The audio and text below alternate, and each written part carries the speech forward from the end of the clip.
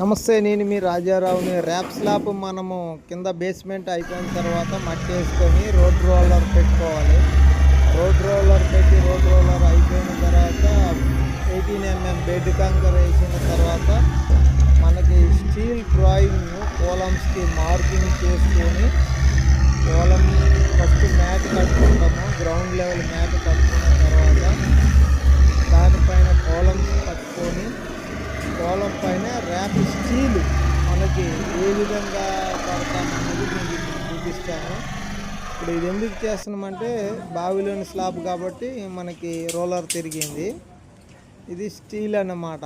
మనం మొత్తం 3 లేయర్లు, first 12 mm, తర్వాత మళ్ళీ 12 mm మ్యాటు, తర్వాత మళ్ళీ 12 mm స్లాబ్, ఫైనల్గా 16 mm 4 మ్యాట్లు తర్వాత భూమి నుంచి 2 ఫీట్ల లోతులో కట్టేసి అదే 2 ఫీట్ల లోతు మొత్తం అంతా కాంక్రీట్ ఫిలప్ చేయాలన్నమాట.